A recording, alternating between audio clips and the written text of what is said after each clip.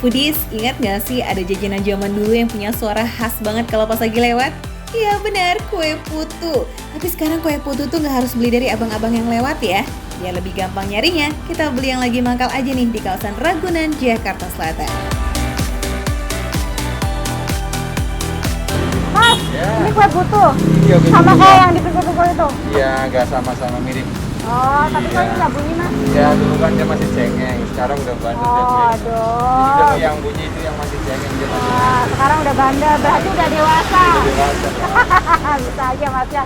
Udah deh, aku mau bikin deh. Kue putu ini termasuk makanan yang ada di segala zaman. Mulai dari kakek nenek kita sampai sekarang kita masih bisa ya menikmatinya.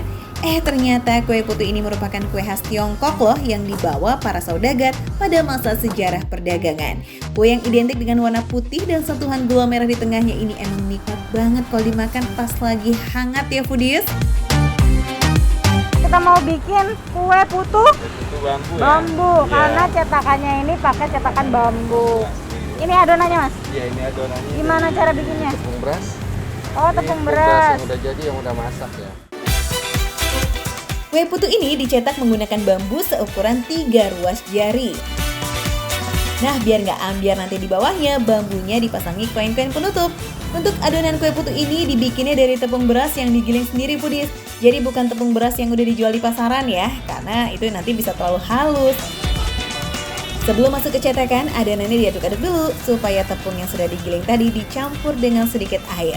Adonan yang dibuat tidak boleh terlalu cair ya, jadi harus diaduk terus nih sampai menghasilkan tekstur yang pas. Jadi ini dikasih airnya tapi nggak sampai terlalu basah ya, Mas? Jadi harus masih tetap teksturnya begini nih. Dia cuman lembab-lembab dikit. Deh, caranya dipakein alat ini dulu nih. Jadi biar tengahnya dia tuh nanti lobang. Gula Jawa yang sudah disisir dimasukkan ke dalam kue putu ini, terus ditutup lagi deh foodies. Oke, tinggal kita kukus ya di atas kukusan khas kue putu. Nah, beda nih kue putu yang ada di sini dengan yang keliling. Kalau di sini dia tidak berbunyi, kalaupun bunyinya juga suaranya nggak terlalu kencang sih foodies. Bunyi ini merupakan bunyi uap yang keluar dari lubang panci kukusnya foodies. Kalau yang biasa keliling nih memang sengaja dibikin suaranya agak kencang sih untuk tanda memanggil para pembeli. Mengukus kue putu ini gak pakai lama kok foodies, cukup 3 menit sampai 5 menit aja udah mateng deh tuh. Panas udah. Panas ya, Kak? Masnya tahan panas banget tangannya. Wow. Jangan banting tangannya. Nah, kalau udah kita keluarin kue putunya dan kita taburin parutan kelapanya ya. Selain kue putu, di tempat ini juga menjual aneka jajanan pasar seperti kelpon mata roda, lupis ongol-ongol, dan lain-lainnya. Oke deh, kita icip yuk. Kayaknya enak banget nih. Yo, udah jadi foodies kue putu bambu. Oke, ini fresh from the oven. Langsung kita santap.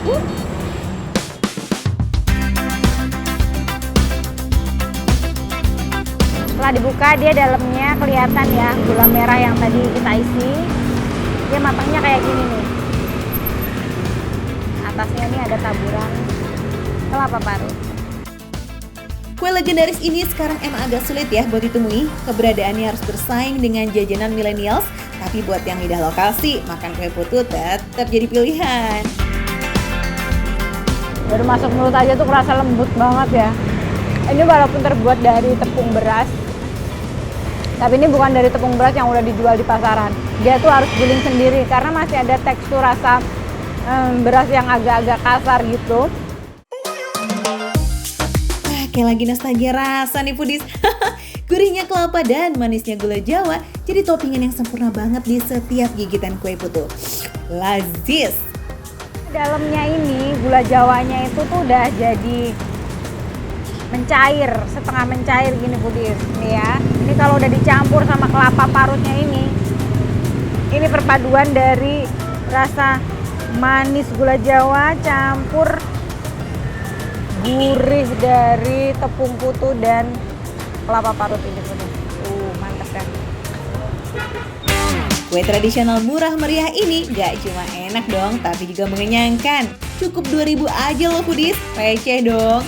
Gak cuma kue putu aja yang dijual di kedai putu bambu Mas Adi ini, ada juga aneka jajanan pasar lainnya yang semuanya menggoda selera. Oke, ini putunya udah. Sekarang ini ada yang legit-legit lagi nih Pudis. Ini ada klepon, ada lupis, terus yang tengah ini namanya mata roda.